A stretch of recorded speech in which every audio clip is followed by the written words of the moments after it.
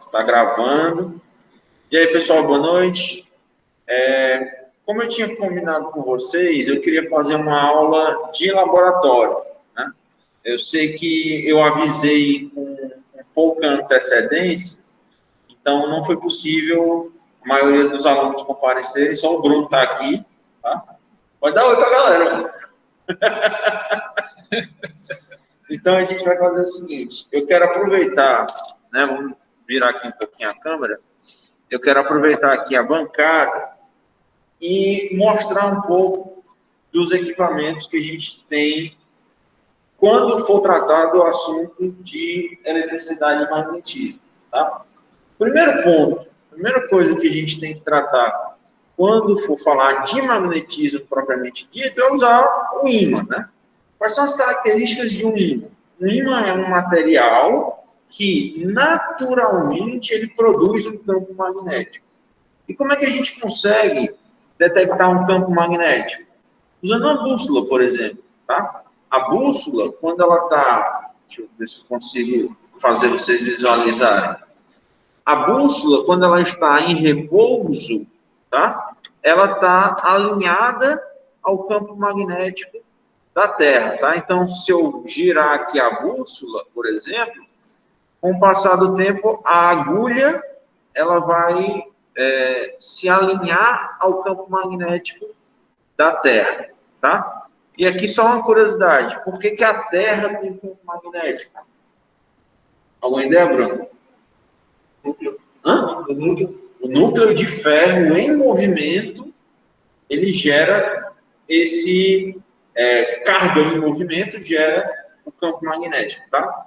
Então, a principal característica do ímã é a geração de um campo magnético. Então, na hora que eu aproximar o meu ímã da bússola, as linhas de campo do ímã, tá, vão alterar o sentido da bússola, tá? De modo que eu tenho o polo norte da agulha do ímã está sempre apontando para o polo sul do ímã. Se eu inverter o polo, eu também vou inverter a posição da agulha, tá? Porque o que a gente tem nessa situação é o seguinte: todo ímã ele vai ter um polo sul e um polo norte, e a gente pode detectar esses polos através de uma simples marcação, né? Eu tenho aqui um material que ele é ferroso, né? Esse aqui também tem um ímã aqui na ponta, ó, tá? E aí eu tenho essa marcação em vermelho. Na hora que eu estiver aproximando polos de mesmo polo, né? Polo sul ou polo norte, aproximando, eu vou ter uma força de repulsão, tá? Eu não consigo aproximar esses dois polos, porque eles têm a mesma polaridade. Quantas você vai conseguir? Cara, dependendo da força, se eu forçar bastante, eu até consigo. Depende da dimensão do contato, né? Depende da potência do ímã. Agora, se eu tenho polos iguais, eu não consigo fazer esse contato. Se eu inverter o polo, eu vou inverter a força e vai ser uma força de atração, e aí eu consigo, né, juntar essas duas peças. Quer ver? Tenta aí. Aqui são polos diferentes, né? Polo sul com polo norte, aí vai ter que fazer uma força um pouco mais significativa para conseguir juntar esses dois, certo? E o interessante disso que a gente pode fazer, por exemplo, o experimento chamado de amortecedor magnético, tá? Eu tenho aqui uma série de ímãs, eles têm esse formato aqui de rosquinha, né? Um anel de ímã. E aí eu posso fazer o seguinte, a lei de Gauss, vamos brincar aqui um pouquinho com as equações. A lei de Gauss para o magnetismo diz que a integral de linha do campo magnético através de uma determinada área sempre vai ser zero. Em outras palavras, você não consegue... Só isso aqui. Está colado mesmo? Não, era só a força mesmo. Na hora que você... Pronto, o que a gente fez aqui? Eu tinha um ímã e eu quebrei o ímã, tá? Gerando pequenos ímãs, mas que também vão manter as suas propriedades magnéticas. A lei de Gauss para o magnetismo diz que não pode existir uma carga magnética. Todo material, ele sempre vai apresentar um polo norte e um polo sul, tá certo? Então, nessa brincadeira que eu quero fazer aqui para o amortecedor magnético, eu tenho um ímã que está marcado, tá? Lado vermelho e lado azul. Eu não sei qual é a polaridade, mas também não importa, tá? Se esse lado é norte ou sul, tá? Isso que eu não sei. Poderia definir na hora que eu aproximar a bússola, certo? Ó, essa bússola tem marcação vermelha, tem a marcação vermelha e branca, né? Quando o azul está aproximando da bússola, ele vai para o vermelho. Se eu girar o ímã, né, botando a face vermelha, o vermelho está com o vermelho. Então, eu posso convencionar, né, eu não sei a procedência dessa bússola, não sei qual o vermelho representa o quê, mas eu posso convencionar que esse vermelho representa o polo norte da agulha, né? Ou seja, a agulha da bússola ela também é imantada. Então, se eu chamar vermelho de norte e azul de sul, eu vou começar a empilhar esses ímãs, tá? De modo que eu sempre vou colocar dois polos iguais. Na hora que eu colocar dois polos iguais, vermelho com vermelho, vai surgir uma força de repulsão entre esses dois ímãs, tá? E esse aqui é o princípio físico do amortecedor magnético. Eu posso ter uma peça aqui que ela vai tender a encostar, mas eu preciso fazer uma força grande o suficiente para conseguir contato desses dois ímãs, porque vai existir uma força de repulsão nessa situação. Então, eu posso ir empilhando esses ímãs sobre esse meu eixo. Então, aqui eu tenho que fazer uma força bastante significativa, né, para conseguir esse contato. O senhor sabe dizer Oi. o que é que utiliza, alguma coisa utiliza essa força magnética aí do amortecedor magnético na Cara, prática? hoje em dia, né, por que você não consegue, fazer isso aqui na indústria, por exemplo? Você ia precisar de um ímã bastante potente, que também é bastante caro, certo? Então, com relação a custo-benefício, do ponto de vista teórico, isso aqui é válido, mas do ponto de vista financeiro, nem tanto assim, certo? Então, note, assim que eu tirei o ímã, ele já começa a aumentar um pouco mais essa dimensão. Só juntar aqui esses caras de novo. E outra pergunta, Oi. o senhor pega a bússola está apontando para o norte da Terra, né? Isso. Por que que com esse ímã ela aponta para o norte do ímã? É tipo Ó, tipo magnetismo mais forte do que a Terra, alguma coisa de porque distância? a intensidade do campo magnético, conforme eu aproximo, a intensidade do campo magnético vai ficando mais forte. Lembra que o campo magnético ele é função da distância, na equação de Biot-Savart, por exemplo? Eu sempre vou ter uma função de R, que é uma distância do fio até onde você está medindo o campo. Então, essa relação ela se dá com distância, tá? Ou seja, nessa situação, aqui eu tenho que inclinar a bússola e fica complicado, porque ela tem que ser lida normalmente nessa posição, certo? Mas vamos pegar essa outra aqui, pronto. Vou pegar essa bússola de agulha aqui, ó.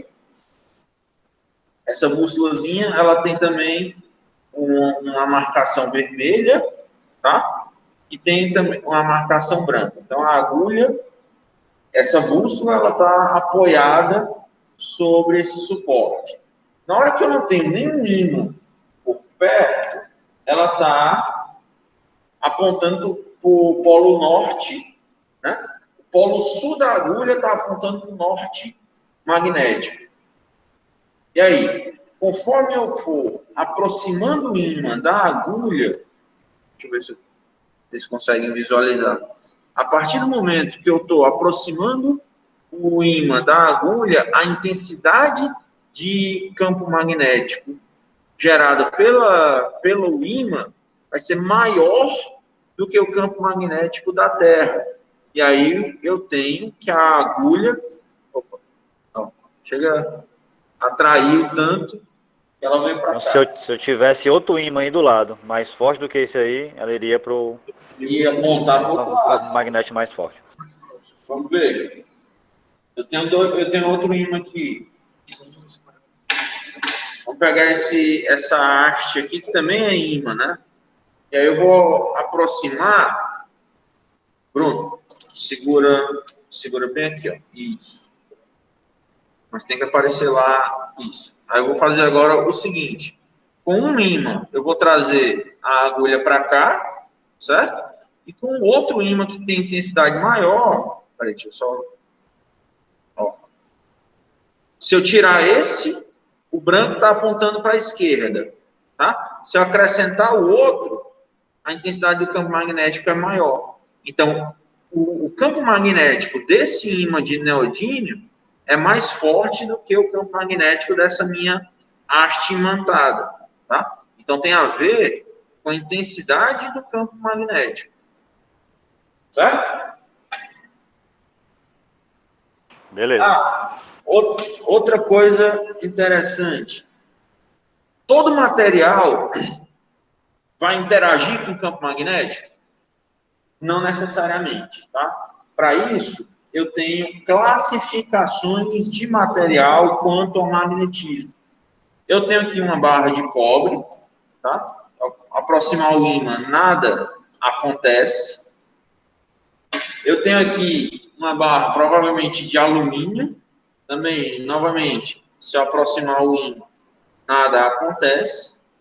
E eu tenho aqui uma barra de aço, de ferro, que esse material ele já vai interagir com o ímã, tá? Então, esse ferro, ele recebe a classificação de ferromagnético, tá? Onde ele se torna um ímã na hora que eu aproximar um ímã dele, ou seja, nessa configuração aqui, tá? Com o ímã preso, esse material agora, todo ele está imantado, tá? Então, eu consigo, dessa forma, ó, mudar a direção da bússola, só porque agora esse material ficou magnetizado devido à ação do ímã, tá certo? Então, aqui é um ferromagnético, onde eu tenho os outros dois como sendo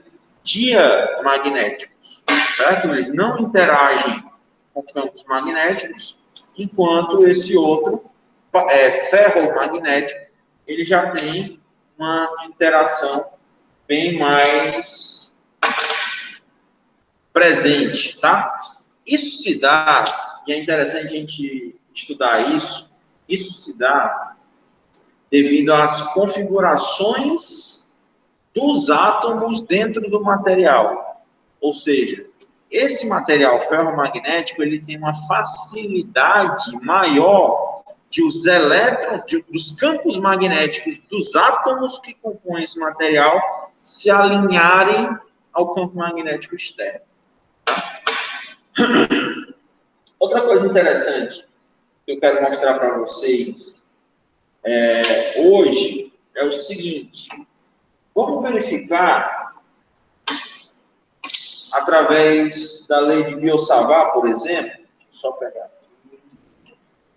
Quando eu tenho um fio percorrido por corrente, eu tenho a geração de um campo magnético, certo? Então, vamos mostrar isso. Eu vou pegar aqui uma bobina, tá? Uma espira com... É uma bobina de 22 espiras, certo? Esse fio foi enrolado 22 vezes. E sobre esse fio, eu vou fazer passar uma... Ah, não, peraí, antes disso.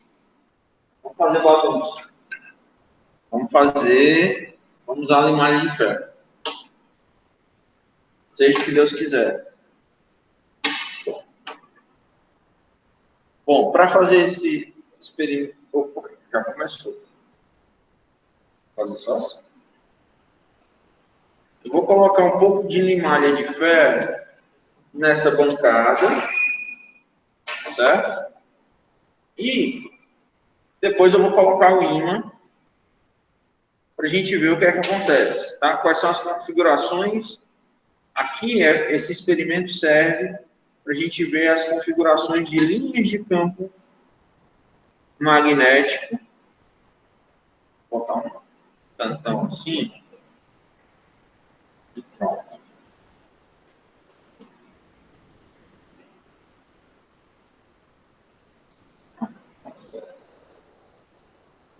Só um minutinho, tá? Pronto. Aqui, ó, deixa eu baixar. Eu coloquei, não vai dar para ver por causa da luz. Bom, mas vamos ver aqui o seguinte. Agora é para mais intensidade, né? Quantidade maior. A gente vai fazer o experimento, tira uma foto e eu coloco no mudo, tá? Vamos fazer o seguinte. Vai ficar com o ímã, certo? O que a gente vai fazer é o seguinte. Eu vou suspender essa bancada que vai colocar o ímã embaixo. Não. Isso, assim mesmo. O que eu quero ver, a gente consegue visualizar os polos, ó. Vou dar umas batidinhas aqui para o material ir se acomodando.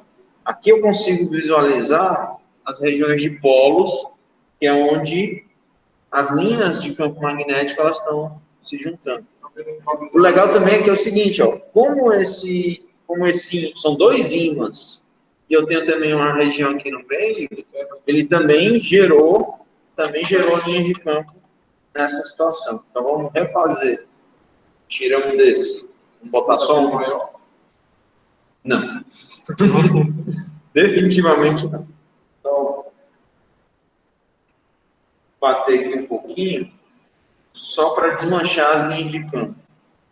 E aí agora eu vou colocar novamente, eu vou dar umas pancadinhas, ó, só para o material ir se acomodando sobre essa placa. E aqui, dessa forma, a gente consegue ver as linhas de campo. Quer dizer, eu consigo, né? Eu vou tirar a foto e aproximar a câmera assim também. Cara, eu não sei se dá certo, né? Mas eles tipo dão tipo se moveram o pó. Vamos tentar aqui. Deixa eu tirar aqui o computador. Aí eu não consigo ver o que o pessoal tá vendo, né? Não dá para fazer, não. Bom, mas, enfim. Essa é um bocado de estria perto do ímã aí.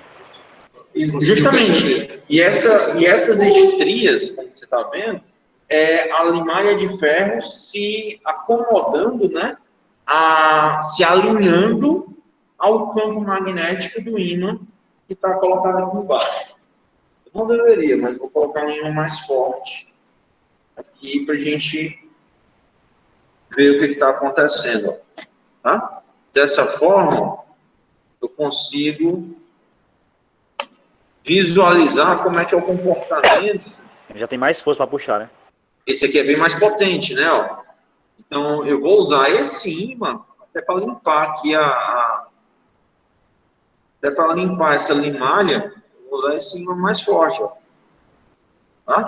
E o legal é, olha como é que é a configuração de linhas de campo quando você está em um polo, tá? Ela é saindo ou então entrando do ímã, né? Se eu virar aqui, ó, eu virei o ímã. Agora, as linhas de campo estão apontando para o outro lado. Se eu virar aqui novamente, as linhas de campo estão apontando para o outro lado. Dessa forma, olha que legal, dá para a gente dizer quem que é norte e quem que é sul desse ímã.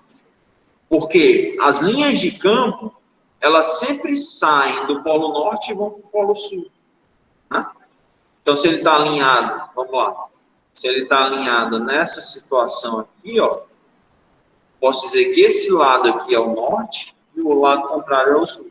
Se eu inverter, ele vai inverter também as linhas de campo. Não sei se dá para visualizar quando eu faço esse movimento. Bom, deixa eu só limpar isso aqui, tá? E a gente pode limpar fazendo justamente, ó, justamente recolhendo a limalha de ferro usando o próprio ímã. Legal, bem legal. E agora eu vou era uma folhinha de papel. Não, deixa, a gente limpa isso no final. A galera vai ficar esperando. Pronto. Outra coisa que eu quero mostrar agora, com relação à passagem de corrente elétrica gerar um campo magnético.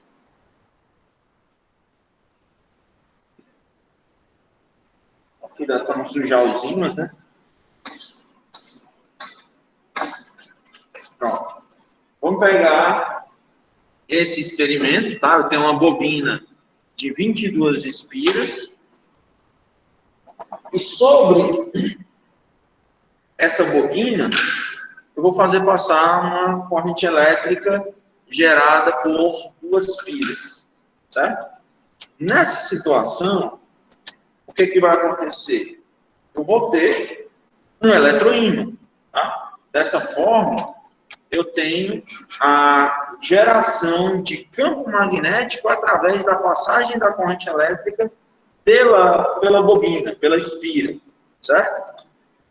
Só ver aqui como é que eu faço para a gente visualizar melhor o que está acontecendo. E aqui vai ser difícil. Não é, só pode repetir, a corrente está nessa espira? Eu vou fazer com que a corrente passe pela espira na hora que eu ligar aqui a chave das pilhas, certo? E isso vai me gerar um campo magnético, tá? E esse campo magnético, ele tem não dá para ver O vermelho está apontando para a espira, o vermelho, né? Não, vamos ver o seguinte, ó. Eu quero que você foque na agulha da bússola, certo? Tá? Dá para enxergar aí? Ó, o vermelho está apontando para cá, tá? Está apontando para o computador, né? Notebook. Certo? Na hora que eu ligar peraí, deixa eu desligar, ele mexe. Na hora que eu ligar as 2 pilhas, ó, eu vou ter um alinhamento do campo magnético. A bobina, a agulha, ela vai defletir em relação à bobina, tá? Deixa eu ver. Aqui tu não vai conseguir, porque se ele ficar aqui, eu tenho a força peso atuando também, certo? Dessa forma, vamos ver se a gente consegue esse efeito aqui embaixo. A gente consegue o efeito aqui embaixo de forma melhor. Ó. Certo? Vamos lá, vamos trazer esse material todo para cá. Tenta verificar. Ai, dificuldade. Só não apagar as pessoas mais da frente. Não, pronto. Vamos lá. Dessa forma, o que está acontecendo é que a agulha ela vai defletir em função do campo magnético gerado pela bobina, tá? Então eu também vou ter polo norte e polo sul aqui, Vou trazer ela mais para cá que eu consigo verificar que ela já está alinhada. Se eu mudar aqui, ó, se eu mudar a direção da bobina, eu também estou mudando a direção da agulha. Porque essa bobina, percorrida por corrente elétrica, ela está gerando um campo magnético que também está interagindo com a agulha da bússola. Tá? Ele também tá vai ligada? interagir. Oi? Tá ligada? Tá ligado. Tá? Tanto é que eu estou girando aqui, ó. Na hora que eu girar a bobina, a bússola também está girando lá embaixo. Porque também existe um campo magnético gerado pela passagem de corrente elétrica. Certo? Pronto. Certo. E por fim, eu quero mostrar tudo isso aqui a gente já viu, né, em sala de aula. Os ímãs. Oi, professor. Oi. Oi, professor. Só uma dúvida. Mas falar. como o senhor está falando aí da questão da bússola e tal, a gente sabe que existe o norte magnético, o norte geográfico, enfim, como é que funcionaria, não sei se daria para exemplificar aquele fenômeno chamado de aurora boreal, porque eu acho que tem envolvimento aí com o campo magnético, não é isso? Sim, mas a aurora boreal, ela acontece pelo seguinte. Deixa eu pegar aqui um slide, certo? Deixa eu só pegar aqui um slide, que aí eu consigo explicar melhor essa situação para ti, tá?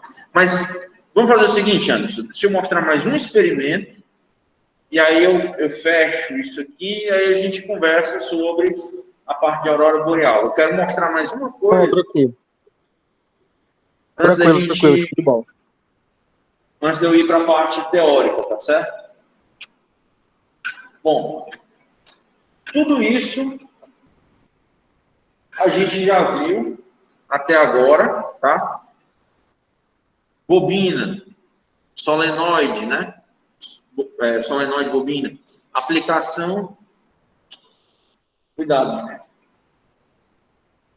Aplicação da lei de Ampère, por exemplo, né? A gente consegue calcular o campo magnético gerado por essas bobinas. A gente já fez essas equações em sala de aula, em aula, né?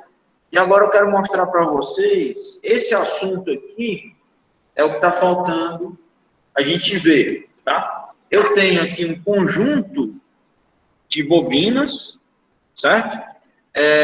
Na verdade, o que eu tenho, não sei se dá para vocês verem, eu tenho uns fios aqui que eles estão enrolados dentro dessa estrutura. Fazer uma bobina, e aqui eu tenho a possibilidade de usar 400 ou então 600 voltas do fio. Nesse fenômeno de indução magnética, quero mostrar para vocês aqui o seguinte, o interessante é, se na lei de Biot-Savart a gente tinha que uma corrente elétrica gera um campo magnético, aqui na lei de indução, eu vou mostrar para vocês que a variação de um campo magnético vai gerar uma corrente elétrica, tá? Então, o meu amperímetro, ele está zerado, certo? E aí eu vou fazer com que um ímã entre e saia dessa bobina, tá? Na hora que tiver a oscilação do campo magnético dentro da bobina, eu vou ter a geração de corrente elétrica, tá? Chega aí, Bruno. E esse é o fenômeno de indução magnética que a gente vai estudar na lei de Faraday, lei de Lenz e lei de Faraday, tá? Então, eu vou pegar um ímã e vou introduzir dentro da bobina. Na hora que eu fizer isso, eu tenho marcação de corrente elétrica, certo? Opa, se eu ficar olhando o que eu estou fazendo, eu erro o buraco, certo? Agora, o interessante é, Isso aqui é a lei de indução magnética, tá? Ou então lei de Faraday. Ela diz o seguinte, que eu gero uma força eletromotriz induzida, né?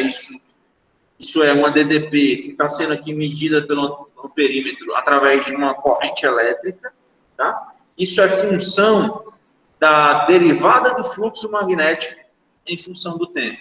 Eu vou mostrar isso matematicamente na próxima aula, tá? Agora eu quero chamar a atenção aqui para o seguinte, na hora que eu colocar o ímã dentro da bobina,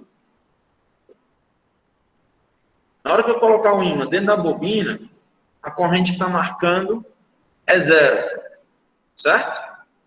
A única coisa que vai me gerar corrente elétrica é variação de campo dentro dessa bobina, ou seja, eu só vou ter marcação de corrente elétrica se o ímã estiver saindo ou então entrando. Tá? Só ocorre variação de corrente elétrica quando o ímã estiver saindo ou estiver entrando. E como isso é função de uma derivada em função do tempo, a taxa, a velocidade com que o ímã está sendo introduzido dentro da bobina também vai importar. Se eu fizer isso de forma bem lenta, a corrente que vai aparecer é muito pequena. Agora, se eu faço isso de forma mais rápida, a corrente vai ser maior.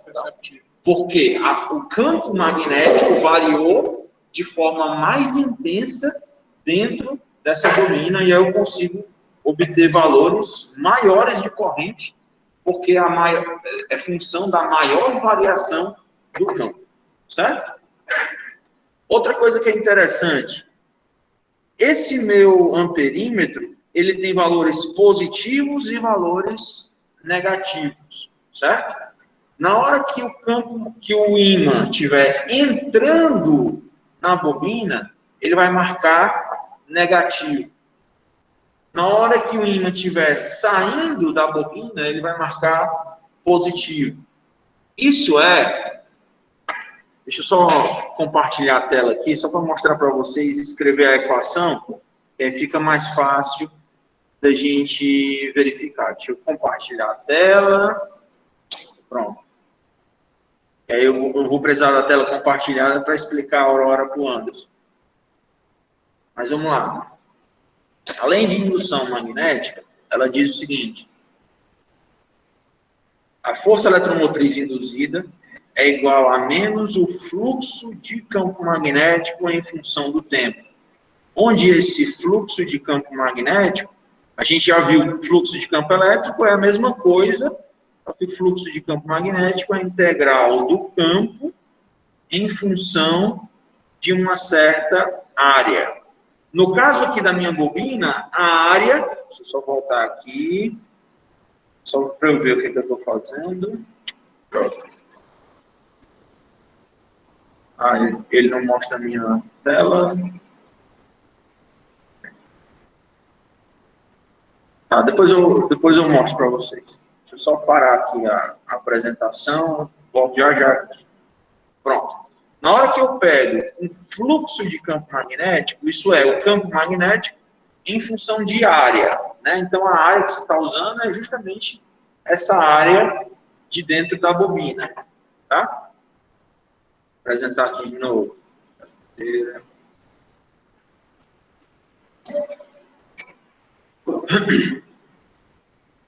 Pronto. A equação, a lei de indução, ela é menos a derivada do fluxo magnético em função do tempo. Esse sinal negativo é quem indica para mim que a corrente vai ser negativa quando o campo estiver entrando na área, certo? E esse negativo todinho aqui, esse sinal negativo, a gente vai dizer que ele é a lei de Lenz. Enquanto toda essa equação é a minha lei de indução magnética, que também é chamada de lei de Faraday. Então, o Lenz, ele deu essa contribuição do sinal negativo para a lei de Faraday, ou seja, a força eletromotriz que aparece, ela ocorre contra o fluxo magnético. E aí você pode interpretar, do ponto de vista físico, eu posso interpretar a lei de Lenz como sendo a primeira lei de Newton, só que aplicada para essa situação de eletricidade. Ou seja, é uma inércia dos elétrons a se moverem quando eu estou variando o campo magnético nessa região, certo? Então, isso como depende da área, né? Aqui, ó, se eu estiver entrando, vamos lá, eu mudei agora o sentido do campo, né? Aqui, nessa direção, quando o campo está entrando, os valores primeiro vão ser negativos, quando ele estiver saindo, vai ser positivo. Se eu inverter, ele também inverte, ó. Quando estiver entrando, vai dar positivo. Quando estiver saindo, vai dar negativo. Porque é a função da área. E a gente pode definir a área como sendo um vetor. Ou seja, posso dizer que minha área é positiva apontando para cá. Se eu estou entrando vamos lá, dessa forma aqui. Eu posso dizer que a minha área é positiva, a área de seção transversal positiva. Interpretando como um vetor, eu posso definir ela sendo positiva para cá. Se eu estou entrando e saindo do outro lado, esse vetor está em sinal negativo, então muda também o sinal aqui da corrente elétrica. Tá? Alguma dúvida? Sim, a aurora boreal. Deixa eu mostrar uma imagem para vocês. Eu até já comentei isso em aula, tá? Só pegar aqui uma imagem do slide campo magnético.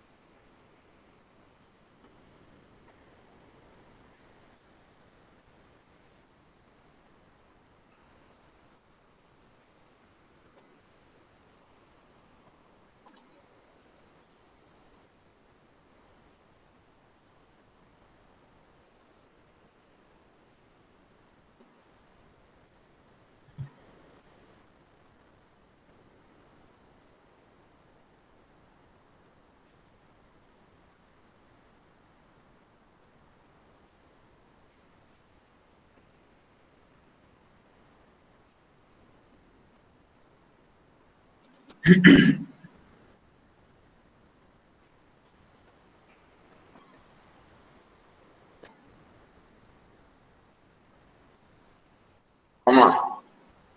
Como eu tinha comentado com vocês desde as primeiras aulas, né, todo ímã ele vai ter dois polos magnéticos. Polo norte, vai ter um polo norte e um polo sul. Tá? E aí, a configuração de linhas de campo, né, no ímã, vai ser sempre saindo do norte e indo para o sul. Então, eu tenho essa configuração de linhas de campo. Tá? O ímã sempre sai, as linhas de campo magnético saem do norte e vão para o sul. Ok? Beleza. Na Terra, eu tenho a geração de um campo magnético devido à quantidade de ferro líquido, né, aquecido, que está no núcleo. Então, esse movimento de material nas camadas mais inferiores do planeta criam esse campo magnético. Tá?